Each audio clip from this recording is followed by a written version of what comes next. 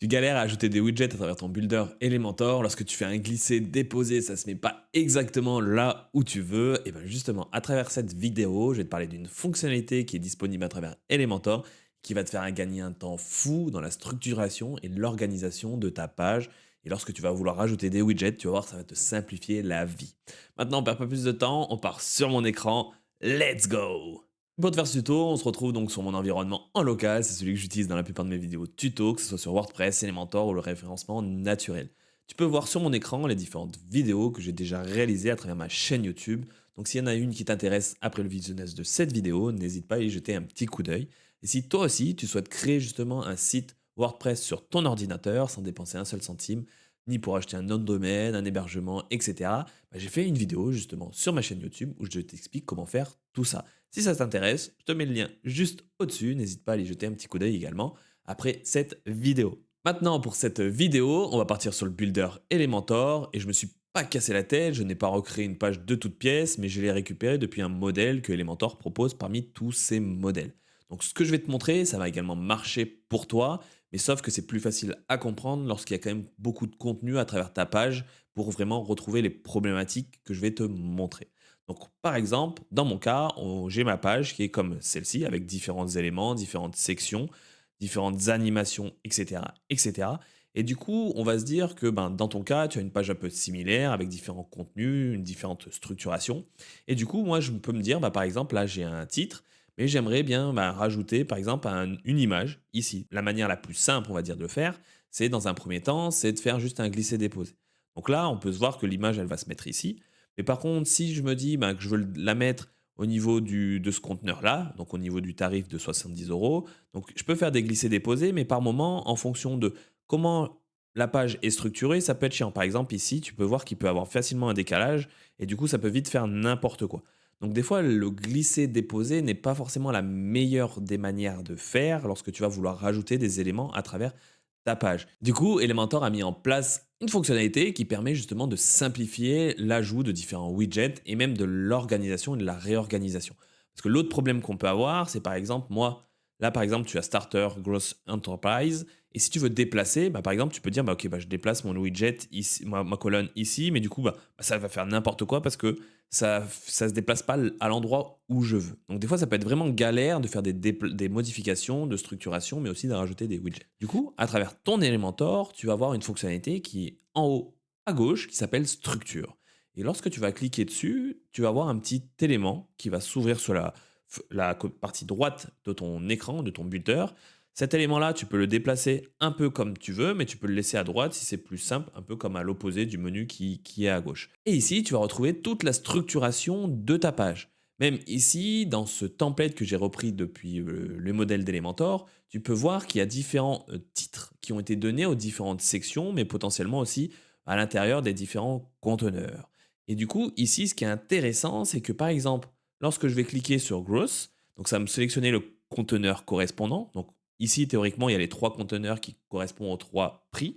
Mais si je veux le déplacer, au lieu de faire un glisser-déposer à travers le builder, je peux le faire un glisser-déposer au niveau de la structuration. Et du coup, là, ici, à travers cette fonctionnalité, c'est beaucoup plus simple de faire des changements ou de déplacer différents widgets à différents endroits, à différents conteneurs.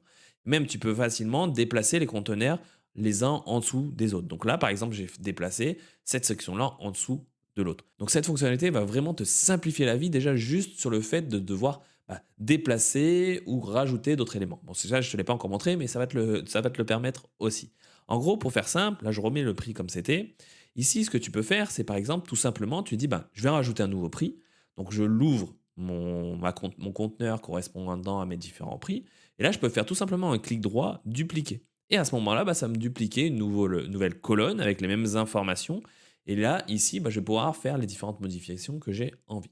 Donc si je reviens en arrière, je peux également faire, moi finalement, je ne veux pas modifier celle-ci, mais je vais modifier le conteneur de le starter, le prix starter. Je vais rajouter un élément qui est similaire à celle-ci. Donc je peux faire le dupliquer et ça va le rajouter juste après. Donc là, ça va vraiment simplifier les choses lorsque tu veux rajouter différents éléments à travers ta page Elementor. Et l'autre chose qui est aussi intéressante, c'est en fonction d'où tu vas te placer et des éléments que tu vas sélectionner, lorsque tu vas rajouter des widgets, ça va l'ajouter à l'endroit que tu as sélectionné. Donc par exemple, alors c'est peut-être pas très clair, Mais par exemple, tu vas vite comprendre, là je me mets au niveau de mes pricing plans. Si ici je clique sur le petit plus pour ajouter un widget, si je clique sur rajouter une image, tu vas voir, ça va me le rajouter à la fin du pricing plan. Donc là, en gros, ce que j'ai fait, c'est tout simplement que j'ai voulu rajouter un widget à un endroit précis dans ma page. Parce que tu peux me dire que j'aurais pu faire un glisser-déposer en faisant comme ça, mais tu vois, c'est assez complexe par moment de trouver le bon endroit pour faire le glisser-déposer pour que ça soit à la suite. Pour moi, et que j'utilise même au quotidien, c'est vraiment tu sélectionnes l'endroit où tu veux rajouter et là, tu vas cliquer sur ton petit plus et tu vas rajouter l'élément que tu veux.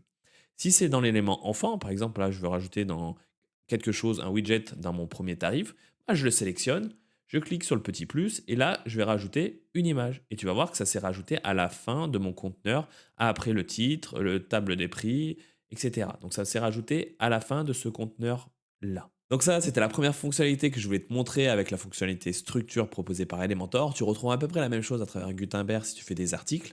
Bon, ça ne sera pas au même endroit, mais c'est dans la même logique. Et du coup, n'oublie pas qu'il faut cliquer sur l'élément qui est en haut à gauche dans structure. Et donc, comme je te l'ai dit, tu peux faire des déplacements où tu veux pour déplacer des sections. Tu peux rajouter un widget en sélectionnant l'élément où tu veux rajouter ce widget là. Et l'autre chose en plus qui peut être intéressante, alors là, c'est un peu trompeur parce que tu vois que tous les noms sont identiques. Mais imaginons que moi, je vais tout en bas, je fais un petit plus, je rajoute du coup un conteneur, je me dis que ça sera un conteneur sur un autre truc, bah, sur une section spécifique. Je la duplique parce que je me dis qu'il y aura une autre, je parlerai d'autre chose. Là, je le duplique encore et du coup, par défaut, lorsque tu vas créer des conteneurs ou même quand tu vas rajouter un widget, ils vont avoir un nom bah, par défaut. Ici, tu vois que lorsque j'ajoute un conteneur, c'est conteneur le nom.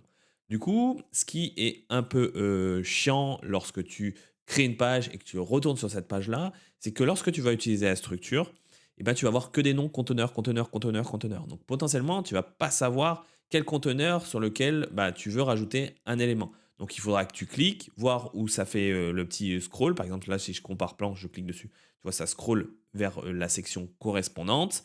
Mais du coup, il faudra que tu fasses différents clics pour le faire. Moi, ce que je fais habituellement, c'est lorsque je crée des conteneurs, surtout pour les conteneurs qui sont visibles en premier, donc là, les headers, plan, title, etc. Lorsque tu ouvres la structure, les premiers éléments que tu vas voir, c'est qu'en double-cliquant sur le nom du conteneur, bah là, ça va devenir éditable. Et ici, moi, je peux dire, bah, par exemple, bah, contenu 1. L'autre, après, je peux dire, bah, par exemple, témoignage. Témoignage. L'autre, je peux dire, ben, footer, par exemple, etc., etc. Et du coup, tu peux les renommer et ça sera beaucoup plus simple lorsque tu vas retourner dans ta page et te dis: «Ah bah oui, il faut que je modifie un texte qui sont dans mes témoignages». Du coup, tu cliques sur le bloc correspondant et tu vas faire tes modifications à l'intérieur. Par défaut, lorsque tu vas rajouter différents, éléments, par exemple, si je reprends le pricing plan, lorsque je déplie, bah là, tu vas voir pareil, c'est des conteneurs qui contiennent différentes informations. Donc, tu as les 3 conteneurs qui correspondent aux 3 prix. Ici, c'est facile à comprendre que le premier c'est le prix 1, le deuxième c'est le prix 2, etc. Mais là aussi, tu peux renommer, par exemple, tu peux dire, bah, ici, c'est gross. Ici, c'est starter, etc., etc. Comme ça, tu structures ta page pour que ça soit beaucoup plus facile pour toi, pour l'identifier lorsque tu vas vouloir éditer ou faire des modifications ou rajouter de nouveaux widgets. Donc voilà, cette fonctionnalité structure, moi je m'en sers quasiment tout le temps. Elle est vraiment top, je trouve, justement, lorsque tu vas vouloir éditer ou structurer ta page qui commence à avoir beaucoup de contenu à l'intérieur. Moi, je me sers quasiment plus du glisser-déposer pour rajouter différentes choses, mais je me sers uniquement de ça pour justement savoir à quel endroit je veux rajouter un élément. Et voilà, on arrive déjà à la fin de la vidéo. J'espère que cette vidéo t'a plu. J'ai essayé de faire un format beaucoup plus court que à l'habitude. Donc si c'est le cas, si cette vidéo t'a plu, n'hésite pas à mettre un like sous la vidéo. Ça l'aide pour son référencement, mais ça me donne aussi beaucoup de force au quotidien pour continuer. Si tu as des questions par rapport à cette fonctionnalité ou toute autre chose sur WordPress, Elementor, le référencement naturel, n'hésite pas à me le mettre en commentaire juste en dessous. Je te répondrai avec plaisir. Et si tu veux suivre les prochains tutos qui vont sortir à travers ma chaîne YouTube, n'hésite pas à t'abonner en cliquant sur le bouton juste au-dessous. Et pas besoin d'activer la cloche, juste à t'abonner, comme ça tu verras ma vidéo apparaître dans ton feed YouTube. Et avant de te dire au revoir, je voulais te partager une autre vidéo que j'ai fait à travers ma chaîne YouTube qui peut être vraiment complémentaire à celle que tu viens de voir. Là, l'objectif, c'est de alléger ton Builder Elementor, ou plutôt simplifier son utilisation. Et j'ai fait une vidéo à travers ma chaîne YouTube dans laquelle je te montre comment épurer tous les widgets qui sont présents à travers Elementor. Parce que potentiellement, à travers ton site, tu n'utilises pas 100% des widgets et du coup, ça ne sert pas à grand-chose qu'ils soient présents à travers ton builder si tu ne les utilises pas. Tu peux potentiellement les désactiver et les réactiver quand tu en auras besoin. Et du coup, j'ai fait une vidéo vraiment sur ce sujet-là. Si ça t'intéresse, je te mets le lien juste au-dessus. N'hésite pas à cliquer dessus, d'aller jeter un petit coup d'œil. Et maintenant, je te dis à bientôt pour une prochaine vidéo. Ciao, bye bye!